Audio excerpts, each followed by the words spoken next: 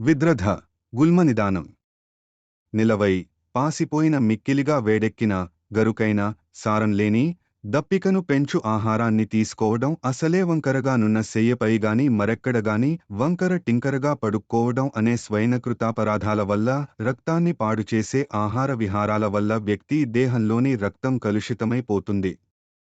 దీనివల్ల చర్మం, మాంసం, పొట్ట, నరములు, ఎముకలు, మూలుగా ఇవన్నీ రూపుమాసిపోతాయి. రోగం పొట్టలో చేరి అక్కడి నుండి మొత్తం శరీరాన్ని పరిపాలిస్తుంది. అప్పుడు ముఖంపైగాని నోటిలోగాని చివరకు శరీర బాహ్యాంతరాలలో ఎక్కడైనా గాని విపరీతంగా నొప్పిపెట్టే కురుపు లవుతాయి. ఈ కురుపులనే ఆయుర్వేదం విద్రధి అని పేర్కొంది. ఇవి లోపలికి బయటికి కూడా చర్మాన్ని బుసబుస పొంగించి సలుపు, పోటు పెడతాయి. త్రిదోషాలు కలివిడిగా గాని విడివిడిగా గాని విద్రధి, గుల్మాలకు కారణం కావచ్చు. వాటి నుండి కలుషిత రక్తం బయటికి వస్తుంటుంది. అవి లోనా బయటా కూడా చీమలపుట్టలాగా ఎత్తుగా పెరుగుతాయి. జీర్ణవ్యవస్థని చెడగొడతాయి.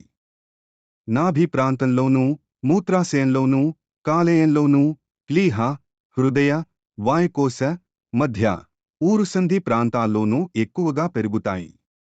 గుండెదడ వచ్చినప్పుడు ఇవి భరింపనశక్యమైన పోటు పెడతాయి. ఈ విద్రధి పుట్టినప్పుడు నల్లగా ఉండి పగలడానికి ముందుగాని బాగా చీము పట్టాకగాని ఎడ్డంగా తయారవుతుంది. దీనివల్ల కొందరికి కొన్ని రోగ లక్షణాలు మరికొందరికి ఇతరములైన రోగలక్షణాలు బయటపడతాయి. వీటివల్ల కొందరికి తెలివి తప్పవచ్చు. కొందరికి తల తిరగవచ్చు లేదా మూత్రం ఆగిపోవచ్చు. పెద్ద ధ్వనితో అన్నీ కదలవచ్చు. పిత్తజన్య విద్రధి ఎర్రంగా, రాగిరంగులో లేదా నల్లగా ఉంటుంది.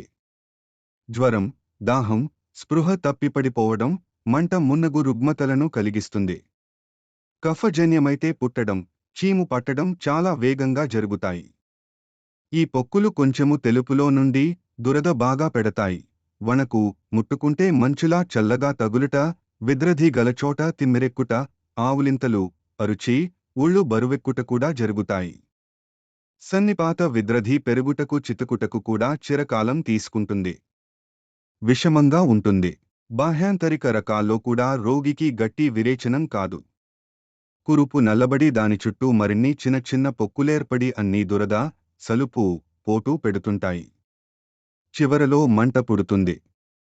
జ్వరం వస్తుంది. కలుషిత రక్తం వల్ల ఏర్పడు బాహ్య విద్రధి పిత్త దోషం వల్ల పుడుతుంది. కొన్ని కురుపులు దెబ్బ తగలడం వల్ల కూడా పుడతాయి. ఈ దెబ్బ వల్ల వచ్చే గాయంలోనున్న రక్తం వాత దోషం వల్ల అక్కడ చేరి పిత్తాన్ని ప్రకోపింపచేయడంతో తీవ్రంగా బాధించే విద్రధులేర్పడతాయి. బాధలలో గాని రోగాల్లో గాని తేడాలు విద్రధి పుట్టిన ప్రాంతాన్ని బట్టి ఉంటాయి. బొడ్డు ప్రాంతంలో వచ్చే రోగం నీరు కట్టు రోగాన్ని తెస్తుంది. ప్లీహ ప్రాంతంలోని రుగ్మత శ్వాసకార్యంలో అవరోధాలను కల్పిస్తుంది. తీవ్ర దాహమును తెప్పిస్తుంది. ఊపిరితిత్తులలోని విద్రధి గొంతులో అడ్డంకులను, గుండెలోనిది శరీరమంతటా నొప్పులను కలిగిస్తాయి. నడుము, దాని పక్కలలోని కురుపు అక్కడ తిమ్మిరిని, తమక శ్వాసమనే పడిసెభేదాన్ని, దబ్బనంతో గుండెను తవ్వుతున్నట్లుండే నొప్పిని, సూది గుచ్చుతున్నట్లున్న గుండె నొప్పిని సృష్టిస్తుంది. తొడల సందుల్లోగాని, పిగ్యాలపైగాని, వెన్నుపై గాని లోపలికైనా బయటికైనా పుట్టుకొచ్చే ఈ పొక్కు వల్ల పక్కల్లో నొప్పితో బాటు గుదంలో అడ్డంకి ఏర్పడుతుంది.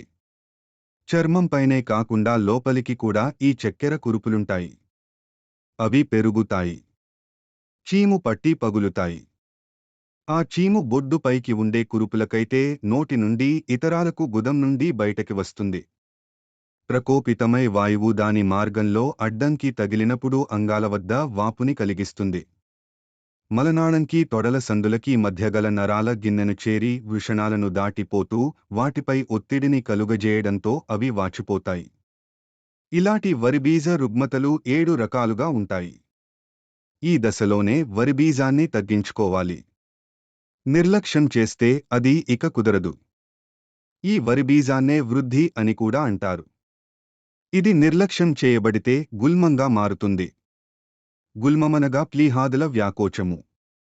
అది అజీర్ణము వంటి ఎన్నో వ్యాధులను సూచిస్తుంది. గుల్మాన్ని గట్టిగా నొక్కితే శబ్దాలు చేస్తూ అణగిపోతుంది. కాని కాసేపట్లోనే మరల యథాస్థాయికి చేరుకుంటుంది.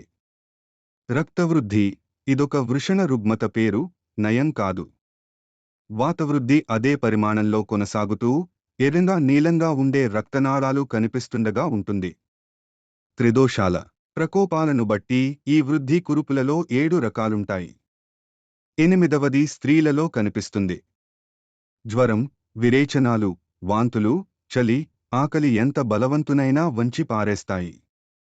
చీపురు పుల్లలా చేసేస్తాయి. అందుచేత అందరము ఆహార నియమాల విషయంలో, సరదాల విషయంలో జాగ్రత్తగా ఉండాలి. ఎక్కువ ఉడికిన అన్నాన్ని తిన్నా, అతిగా ఉపవాసాలు చేసినా, స్నానాలు చేసినా, అతిగా నీటితో సహా ఏది తాగినా తల తిరుగుతుంది. తెలివి తప్పుతుంది. కాబట్టి ఎందులోనూ అతి పనికిరాదు. మితిని మించిన హితము లేదు. విరేచనాదులను తగ్గించడానికి ప్రయత్నం చేస్తూనే మూలదోషమేంటో జాగ్రత్తగా పరిశీలించాలి. వాతజ వృద్ధిలో వాయువు రోగి శరీరంలోని కలుషిత భాగాలతో కలిసి రోగాన్ని వృద్ధి చేస్తుంది. కాబట్టి వాటిని విడివిడిగా గాని కలిపి గాని అదుపు చేయాలి. వాయువు రక్తంతో కలిసి దానిని నాళాలలో సవ్యంగా ప్రవహించనీయకుండా అడ్డుకోవడం వల్ల శరీరంపై పొక్కులు, కురుపులు ఏర్పడి ఆ గాలి లోపలి నుండి తన్నుకు వచ్చినప్పుడల్లా నొప్పెడతాయి. ఈ గుల్మాలు చర్మానికి లోపలివైపున్నా కూడా వైద్యుని స్పర్శకు తగులుతాయి. ఆ ప్రాంతం కాస్త వేడిగా కూడా ఉంటుంది. కఫజ గుల్మరోగంలో ఉంటైమిత్యం, అరుచి, తలనొప్పి, సర్వాంగాలలో శైథిల్యం, శీత జ్వరం, మూర్ఛ, చెమట, దాహం, జ్వరం అనే లక్షణాలు బయటపడతాయి. త్రిదోషజన్య గుల్మరోగంలో ఈ లక్షణాలన్నీ కనబడవచ్చు. అంతేకాక తీవ్ర వేదన, అతిశయించిన దప్పిక ఉంటాయి. ఇది కుదరడం కష్టం. దుష్టరక్తం, దుష్టాశ్రయం వల్ల వస్తాయి కాబట్టి విద్రధి గుల్మాలు సవ్యంగా స్థిరంగా ఉండవు. కొన్ని వేగమే పగులుతాయి. కొన్ని ఆలసిస్తాయి, కొన్ని పగలవు. అంతరాశ్రయ, చర్మం లోపలికున్న గుల్మాల వల్ల వస్తి, కుక్షి, గుండె ప్లీహాలలో నొప్పి ఉంటుంది. జఠరాగ్ని, ఒంట్లో సత్తువ నశిస్తాయి. మలమూత్రాల చలనం మందగిస్తుంది. బహిరాశ్రయ, చర్మంపైనున్న గుల్మాలున్న వారికి ఈ వేదనలు పెద్దగా బాధించవుగాని ఉదరంలో తీవ్ర వేదన కలుగుతుంది. కురుపున్న చోట శరీరం నల్లబడిపోతుంది. కురుపుకి గాలి సోకినా తీవ్రంగా నొప్పెడుతుంది. ఉదరాధ్మానం లేదా అనాహరోగమని దీనికి పేరు. పైకి ఉండి ఎత్తుగా ముడిపడిన కురుపుని అష్ఠీల విద్రధి అంటారు. వీటిలో కొన్ని కుదరడం అసాధ్యం.